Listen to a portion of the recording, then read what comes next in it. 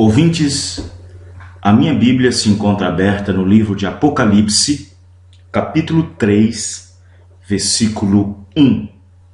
E ao anjo da igreja que está em Sardo, escreve: Isto diz o que tem os 7 Espíritos de Deus e as 7 estrelas.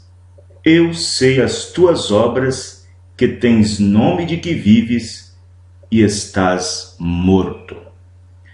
Amados e preciosos ouvintes, mais uma vez estamos aqui pela graça de Deus com o programa A Voz de Deus na Rádio Fundamental FM para trazer mais uma porção da Palavra de Deus dentro do assunto que nós estamos tratando sobre as saudações do Senhor Jesus Cristo a cada era e a cada mensageiro.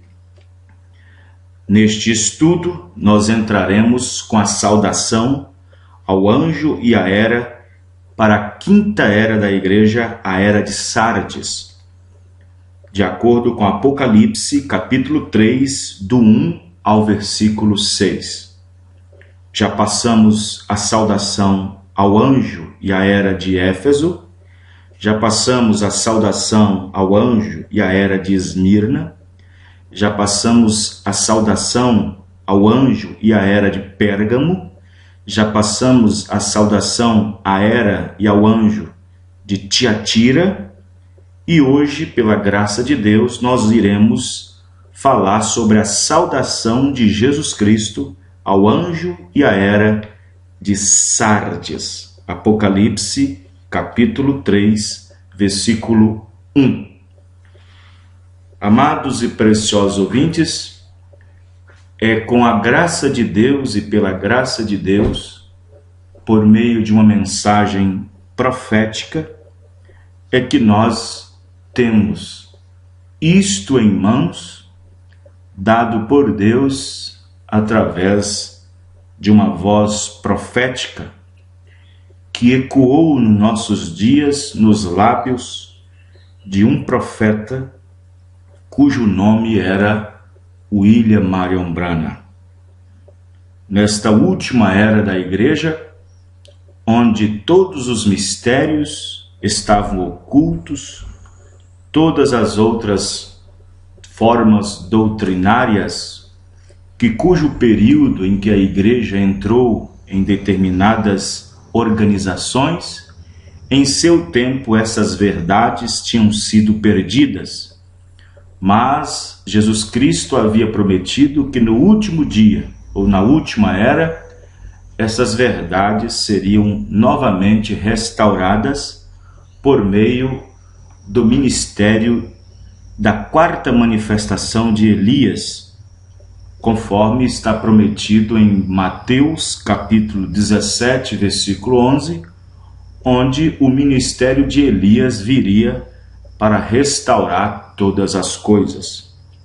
Neste último dia, nesta última era, a era de Laodiceia, tivemos a voz do 7º anjo que juntou todos os cabos que haviam sido soltos durante o curso das eras e as trouxe para nós, dando-nos a história, a Bíblia, as junções, para trazer para nós, em cada mensagem, um aspecto revelador pelas quais a igreja deste último dia tem sido abençoada, ricamente abençoada, pelo ministério do 7º anjo de Apocalipse, capítulo 3, versículo 14. Dentre esses mistérios, existem muitos mistérios que haviam sido perdidos, mas que foram revelados, restaurados, crido exatamente como a Bíblia ensinara, como, por exemplo, batismo em água, em nome do Senhor Jesus Cristo, que até o início do 4º século se batizava no nome do Senhor Jesus Cristo, e que, através da entrada do sistema organizacional católico, essas verdades tinham sido perdidas e então introduziram doutrinas que foram colocadas, inseridas através do sistema hierárquico romano, tirando dos seus antigos deuses pagãos, da sua mitologia da Roma antiga, e introduzindo-se dentro do seio do cristianismo o paganismo. Também foram restaurados a verdadeira Santa Ceia bíblica, com pão asmo, vinho e lava-pés, a verdade sobre o pecado original no jardim do Éden, a semente da serpente, a predestinação, a posição da mulher na igreja e outras coisas mais. Muitas coisas que foram restauradas e reveladas neste último dia. A verdade de um único Deus, e seu nome é Senhor Jesus Cristo. Então, diante de todas essas matérias, nós somos gratos diante de Deus por nos arrebatar primeiro do sistema, nos arrebatar primeiro da denominação e nos colocar na palavra para a plataforma de rapto, de arrebatamento, que num dia desses nós estaremos saindo aqui, um corpo transformado, glorificado, igual ao dele, para encontrarmos com ele nas nuvens, a encontrar com ele nos ares, e assim como ele é, nós o veremos. Diante desta Bíblia na qual eu estou, a quinta carta à igreja de Sardo, e ao anjo da igreja que está em Sardo escreve. Nós sabemos que anjo aqui é um mensageiro, é um que traz a mensagem, é um que traz o recado. Mas vamos falar um pouquinho sobre Sardes. Que cidade era esta? Onde ficava? Sardes era a capital da antiga Lídia. Ela passou das mãos dos monarcas lídios para os persas e daí para Alexandre, o Grande. Foi saqueada por Antíoco, o Grande. Os reis de Pérgamo então sucederam no governo até que os romanos assumiram o comando. No tempo de Tibério, foi desolada por terremotos e pragas. Hoje é um monte de ruínas e inabitada. Certa época, esta cidade foi muito importante comercialmente. Plínio disse que a arte de tingir lã foi inventada ali. Era o centro de tingimento de lã e tecelagem de tapetes. Havia uma considerável quantidade de prata e ouro na área, e dizem que as moedas de ouro foram primeiramente cunhadas ali. Também tinha um mercado de escravos. A religião desta cidade era a impura adoração da deusa Cibele. As ruínas imponentes do templo ainda podem ser vistas. Você pode recordar que na era de Pérgamo nós mencionamos que o conceito babilônico de mãe e filho, conhecido como Seminares, Semiramis e Ninos, tornou-se Cibele e Deórios da Ásia. Os atributos associados a estes dois são extremamente esclarecedores quando os vemos lado a lado. Ele era o Deus Sol, ela a Deus Lua. Então, nós vemos que Sardes, a cidade de Sardes, antes de ser destruída, ela era exatamente isto. Agora, nós vamos observar que o mensageiro para esta era, na qual assumiu o quinhão da responsabilidade, configurando o quinto mensageiro, a era de Sardes, foi inescusavelmente o mensageiro desta era, mais conhecido de todas as eras. Ele foi Martinho Lutero. Martinho Lutero foi um brilhante erudito de temperamento gentil. Ele estava estudando para ser um advogado quando a prolongada enfermidade e morte de um amigo íntimo o levou a encarar com seriedade a condição espiritual de sua vida. Ele entrou para o convento agustiniano de Erfurt em 1505. Lá estudou filosofia e também a palavra de Deus. Ele viveu uma vida de severa penitência, porém todos os atos exteriores não puderam banir seu sentimento de pecado. Ele disse uma vez: eu me torturava até a morte para conseguir paz com Deus. Uma forma de penitência que naquela época a Igreja Católica fazia.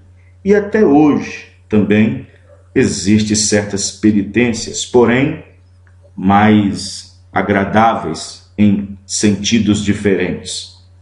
Lutero uma vez disse: eu me torturava até a morte para conseguir paz com Deus, porém estava em trevas e não a encontrava. O vigário-geral de sua ordem, Staupitz, o ajudou a adquirir o discernimento de que sua salvação teria que ser a experiência de uma obra interior em vez de um ritual. Olha bem que ele foi orientado a adquirir um discernimento de que sua salvação não teria que passar pela penitência e de vários rituais, mas de uma experiência interior, em vez de ritos, de obras ritualistas. Com este conselho, com este encorajamento, ele buscou mais a Deus. Mais tarde tornou-se um padre. Ele ainda não era salvo. Ele tornou-se um ávido e profundo estudante da palavra e das grandes obras teológicas existentes. Ele era solicitado como mestre e pregador por seu profundo conhecimento e grande sinceridade. Para cumprir um voto que fizera a si mesmo, ele foi a Roma. Lá, ele viu a futilidade das obras impostas pela Igreja como meio de trazer salvação, e a palavra de Deus atingiu em cheio seu coração, dizendo: o justo viverá da fé. Em seu retorno ao lar, a verdade evangélica desta Escritura inundou sua mente e ele foi liberto do pecado e nascido no reino de Deus. Logo após isto, ele foi elevado a doutor em divindade e comissionado a devotar toda a sua vida a estudar e fielmente expor e defender a Sagrada Escritura. Isto ele fez e com tal eficácia que seu coração e os corações do que o rodeavam foram profundamente fixados sobre a verdade da palavra. A profundidade da palavra. A palavra logo entrou em conflito aberto com os abusos dos credos e doutrinas da Igreja. Assim, quando Leão X tornou-se Papa e João Tetzel veio vender indulgências pelo pecado, Lutero não teve escolha senão levantar-se contra este ensinamento anti-escriturístico, primeiro ele bradou do púlpito contra aquele e depois escreveu suas famosas 95 teses, as quais ele pregou na porta da igreja do Castelo em 31 de outubro de 1517. Em pouco tempo, a Alemanha estava inflamada e a reforma estava em ação. Agora, que seja lembrado que Martinho Lutero não foi o único que protestava contra a Igreja Católica Romana. Ele foi apenas um dentre muitos. Outros tinham negado aos papas o seu autoconferido poder temporal e espiritual, e mesmo entre os papas houve reformas temporárias menores. Sim, houve muitos outros que se levantaram controvérsias, mas no caso de Lutero, o tempo de Deus estava propício a um movimento definido que seria o começo da restauração da igreja para um derramamento do Espírito Santo num tempo muito mais tarde. Agora, o próprio Martinho Lutero era um cristão sensível, cheio do Espírito. Ele foi claramente um homem da palavra, porque não apenas tinha uma profunda paixão por estudá-la, mas por torná-la disponível a todos, a fim de que todos pudessem viver dela. Então, ele traduziu o Novo Testamento e o deu ao povo. Esta árdua obra ele mesmo a fez, corrigindo uma passagem até mesmo 20 vezes. Ele reuniu em torno de si um grupo de eruditos do hebraico, entre os quais havia judeus, e traduziu também o Velho Testamento. Então nós vemos aqui, amados e preciosos ouvintes, a distinção deste mensageiro. A era de Sardes foi quando o movimento reformista, através do protestantismo, através da reforma protestante, que começou nos dias do ministério de Lutero, a qual foi o quinto mensageiro, a Era de Sardes. A Era de Sardes durou um período de 1520 a 1750 e habitualmente chamada a Era da Reforma. Não é de se admirar que esta quinta era acompanha as outras eras e assim fará até que termine no Lago de Fogo, onde a prostituta e suas filhas são mortas na segunda morte. Aí está Mariolatria, a adoração de Cibele. A propósito, você sabia que Cibele era Astarte, de quem Jezabel era sacerdotisa e levou Israel a tropeçar através de ritos licenciosos que ela conduzia? Sim, é isso que a Bíblia foi na Bíblia. É o que ela foi na Bíblia. Então, amados e preciosos ouvintes, sem sombra de dúvida, o quinhão de mensageiro, a quinta era, foi, sem dúvida, Martinho Lutero, quando ele começou aquela reforma, trazendo ali aquele movimento nas quais a igreja estava entrando em nova transição, mostrando que nos tempos vindouros a igreja teria uma restauração completa de toda a verdade da Bíblia. E isto seria na última era, quando na voz do sétimo anjo estivesse tocando a sua trombeta, pregando a mensagem para este último dia. Nesta era, Lutero, as obras e as doutrinas dos nicolaítas, a doutrina de Balaão e o ensinamento da falsa profetisa Jezabel não constitui três espíritos ou formam três princípios espirituais. Estes três são apenas as diferentes manifestações do mesmo Espírito enquanto avança de profundeza em profundeza. Tudo isto é simplesmente o espírito de organização anticristão em três estágios diferentes. Uma vez que o clero separou-se e organizou-se, ele oprimiu o povo, conduzindo e vinculando-se, veja bem, e vinculando a organização também. Esta organização estava baseada nos credos e dogmas que eles ensinavam ao povo em lugar da pura palavra de Deus. Ao ritual e à cerimônia foi dada uma parte sempre crescente na adoração.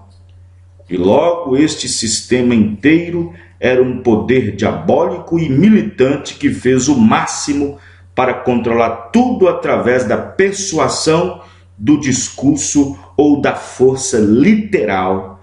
Ele recebeu sua energia de suas próprias profecias falsas e não da palavra de Deus. Era agora completamente anticristão, embora viesse em nome de Cristo.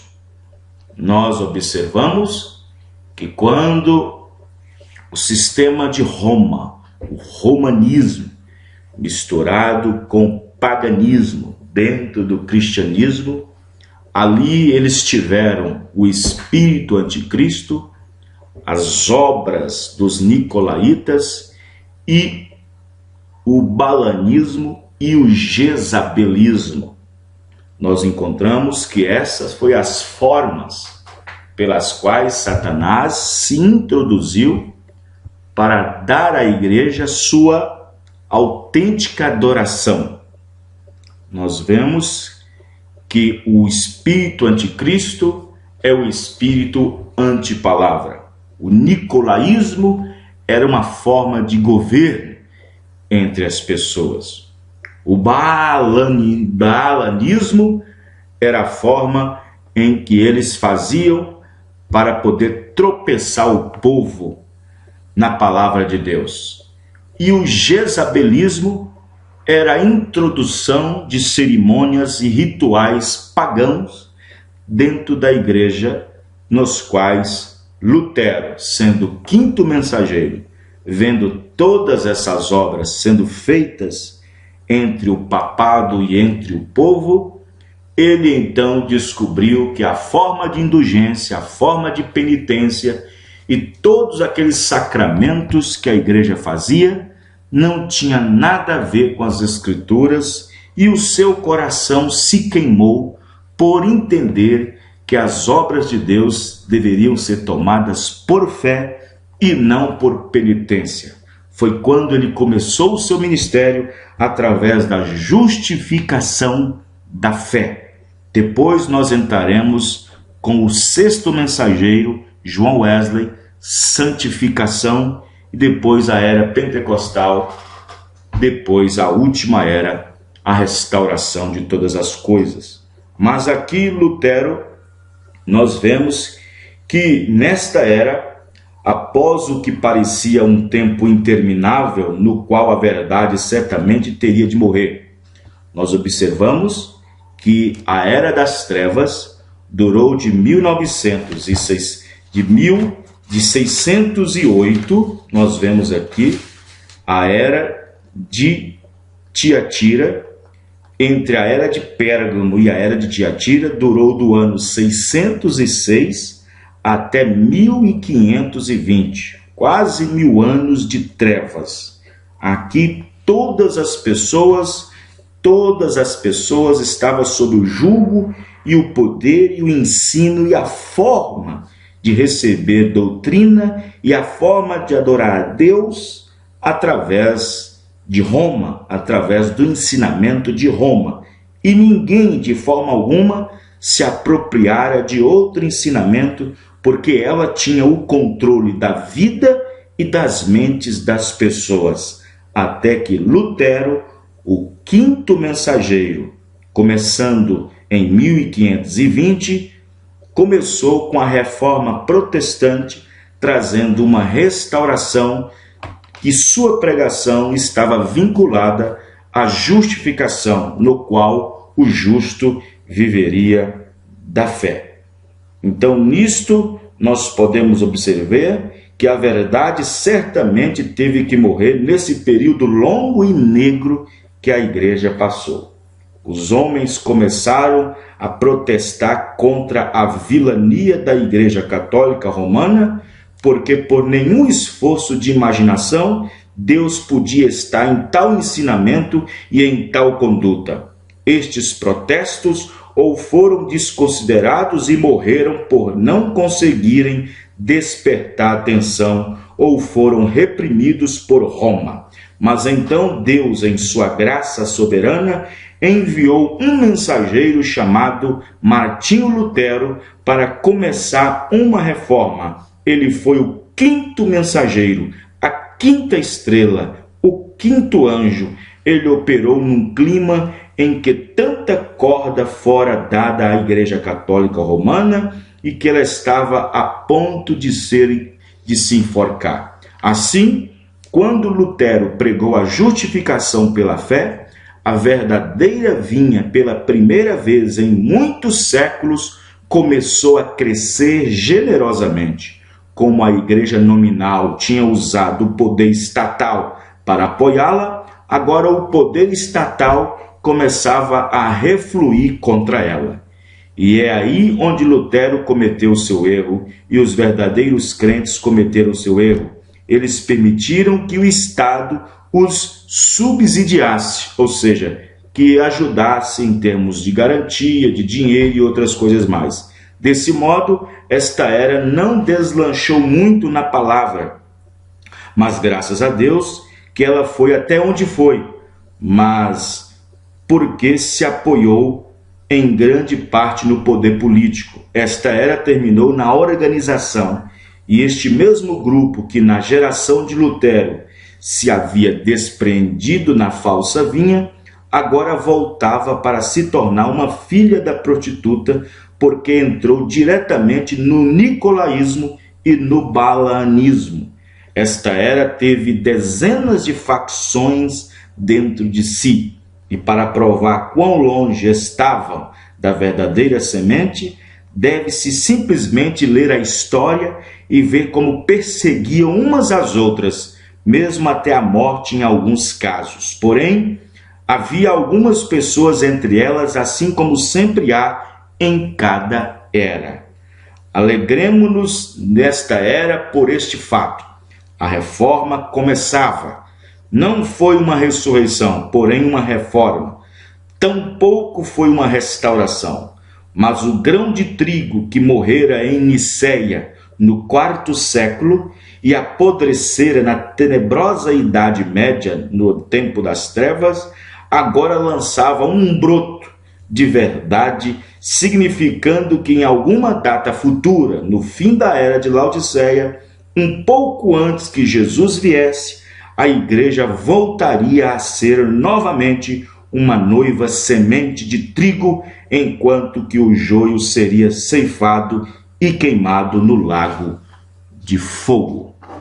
Amados e preciosos ouvintes, esses são alguns caracteres na era de Sardes, cujo reformador, mensageiro foi Lutero. E aqui damos alguma sinopse de algumas coisas que aconteceu nesse período. Evidentemente que nós não vamos entrar a fundo, porque nós estamos falando sobre a saudação de Cristo a cada era e a cada mensageiro. Lembrando que Deus fala as duas vinhas. Existem duas vinhas que crescem juntas desde os dias da primeira era. Existe a falsa vinha e existe a verdadeira vinha. Mas como ambas reclamam ser esposa de Cristo, então Jesus julga as duas.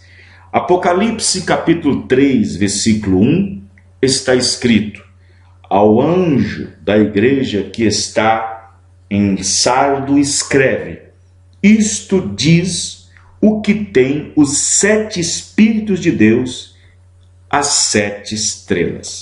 Bom, evidentemente que Deus não tem 7 espíritos. Deus é um só, um espírito. Há um só espírito. Deus é um espírito.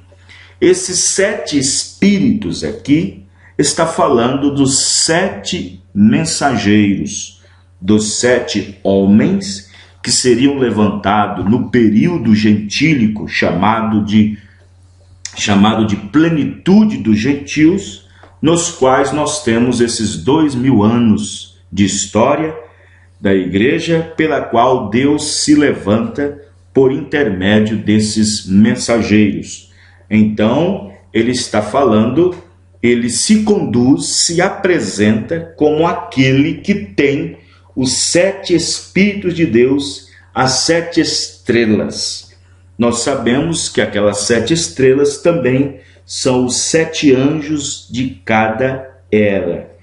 Então nós observamos que uma vez mais, Cristo está dando a conhecer na sua era ao seu mensageiro outra parte de sua grande revelação, de sua deidade, de sua divindade, demonstrando o que ele é, o que ele tem e o que ele possui. Uma vez mais, como nas 4 eras anteriores que nós passamos, o Espírito Santo está revelando para nós o nosso misericordioso Senhor, apresentando seus maravilhosos atributos. Esta vez, enquanto ele se acha no meio da igreja, o vemos como aquele com os 7 Espíritos de Deus, as 7 estrelas. Sabemos quem são as 7 estrelas, porém teremos que descobrir a que os 7 Espíritos se referem. Então observe bem que nesta grande era, nesta era de Sardo, de Sardes, cujo quinhão e responsabilidade foi o mensageiro Lutero, que começou com a sua reforma protestante. Vale lembrar que Lutero escreveu suas 95 teses na porta do castelo, mas ele ainda continuava sendo um católico. Ele apenas protestou contra algumas ideias infundadas e algumas adorações antibíblicas. Ele não queria fazer uma guerra, ele não queria promover uma guerra, assassinatos e outras coisas mais. Ele apenas queria abrir os olhos dos seus colegas monges e padres e cardeais de que a igreja precisava repensar a sua forma doutrinária, nos quais estava usurpando da boa vontade e intenção de fé das pessoas, retirando delas aquilo que era só apresentar num ato de fé e revelação com uma obra interior da graça do Senhor Jesus Cristo. Agora, quando Deus se apresenta na era de Sardo, cujo mensageiro era Lutero, ele falando que tem os 7 Espíritos de Deus e as 7 estrelas. Esta mesma frase, ela é encontrada 4 vezes no livro de Apocalipse. Apocalipse, capítulo 1, versículo 4, e dos 7 Espíritos que estão diante do seu trono. Apocalipse 3:1. Isto diz o que tem os 7 Espíritos de Deus. Também, Apocalipse, capítulo 4, versículo 5. E do trono saíam relâmpagos e trovões e vozes, e diante do trono ardiam 7 lâmpadas de fogo, as quais são os 7 Espíritos de Deus. Essas lâmpadas de fogo são os mensageiros, são aqueles pela qual a mensagem fluiria deles diante de cada era. Então observe que esses 7 Espíritos de Deus compõem os 7 mensageiros. Em Apocalipse, capítulo 5, versículo 6, diz: E olhei, E eis que estava no meio do trono e dos 4 animais viventes, e entre os anciãos, um cordeiro, como havendo sido morto, e tinha 7 pontas e 7 olhos, que são os 7 Espíritos de Deus enviado a toda a terra. Então, esses 7 Espíritos de Deus, 7 pontas, 7 olhos, são os 7 mensageiros, são as 7 estrelas, são os 7 mensageiros pela qual Deus visita os gentios para tirar do meio dele um povo para seu nome. O primeiro mensageiro para a era Deus visitando os gentios foi o apóstolo Paulo, que foi do ano 53 ao ano 170.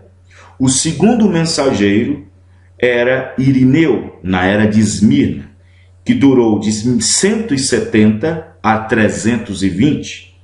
O terceiro mensageiro para a era de Pérgamo foi Martim, não Martinho Lutero, São Martim, de 312 a 606. O quarto mensageiro, a era de Tiatira, foi Columba, do ano 606 a 1520. O quinto mensageiro, a era de Sardes, foi Martinho Lutero, no começo da Reforma, que começou do ano de 1520 a 1750.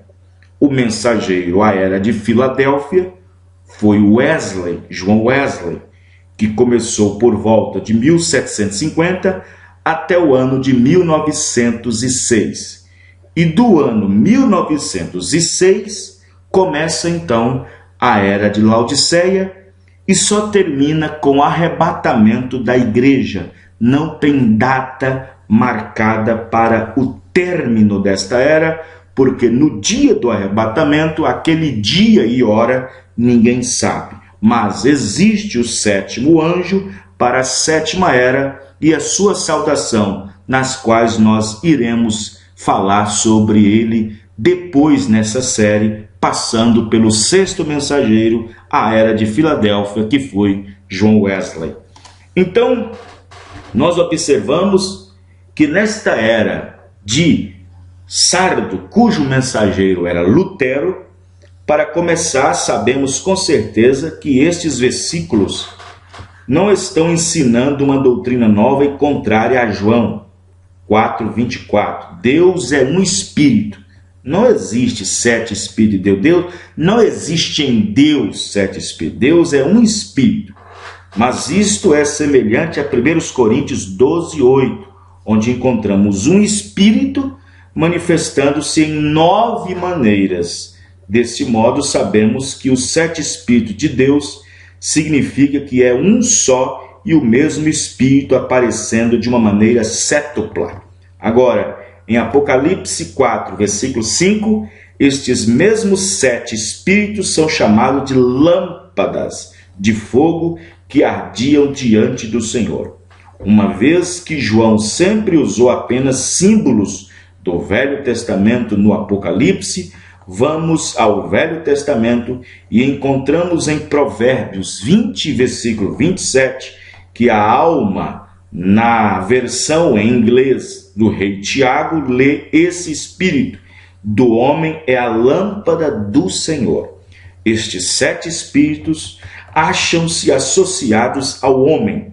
João Batista, em São João 5, versículo 35, foi chamado de uma candeia que ardia, que realmente deveria ser traduzido por lâmpada que ardia, que realmente deveria ser traduzido por lâmpada que ardia.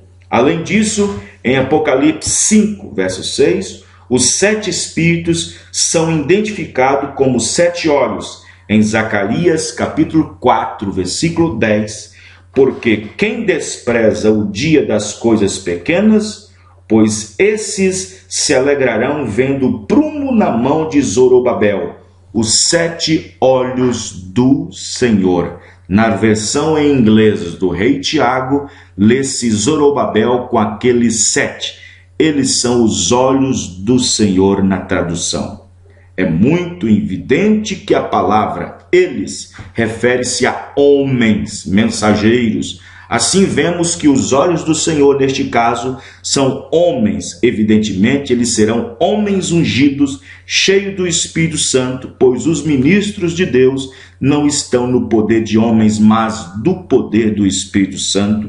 Juntando nossas descobertas escriturísticas, fica patente que os 7 Espíritos de Deus referem-se ao ministério contínuo do mesmo Espírito Santo nas vidas de 7 homens com as quais Deus se identifica muito intimamente, que são os seus olhos, que são suas lâmpadas. Quem são esses homens? Quem são esses homens? Pode facilmente ser visto porque a frase seguinte o chama de 7 estrelas, que são as 7 anjos enviados às 7 eras, as quais já nos são conhecidas como 7 mensageiros para as 7 eras da igreja. Quão bonito e belo é isso! A estrela foi destinada a refletir a luz de noite, porque o sol se pôs. Exatamente assim o mensageiro tipificado como uma estrela. Para cada era tinha de refletir a luz do Filho. Todos eles fizeram isto pelo Espírito Santo. Então, amados e preciosos ouvintes, vemos aqui a saudação do Senhor Jesus Cristo ao mensageiro para a era de Sardo, cujo mensageiro neste período foi o reformador Martinho Lutero, pelas quais originou sua reforma, vendo a conduta da igreja romana e o seu desvario. E ali começou o período da era da restauração, o período pela qual mais tarde foi identificado como protestantismo.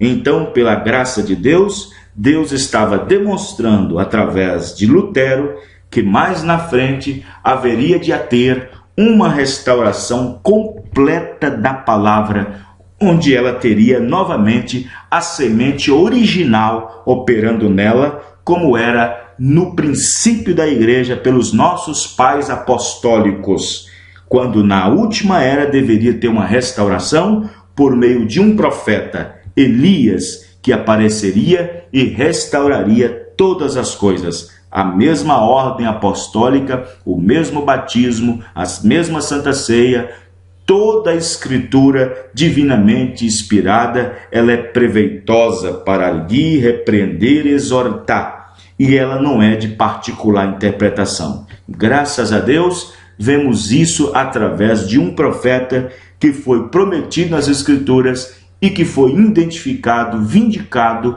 provado nas terras e no céu, vindicado pela ciência, mostrado perante o mundo e crido pelos filhos de Deus predestinados nesta era, que compreenderia o plano de Deus voltado para os gentios, para tirar do meio dele um povo para seu nome. Que esta graça, que esta revelação possa atingir você, meu irmão, meu amigo, e que a graça de Deus possa abençoá-la. Logo depois, nós entraremos na saudação ao mensageiro da 6ª era, que foi John Wesley, a era de Filadélfia. Que Deus abençoe todos vocês, no nome do Senhor Jesus Cristo. Amém e amém.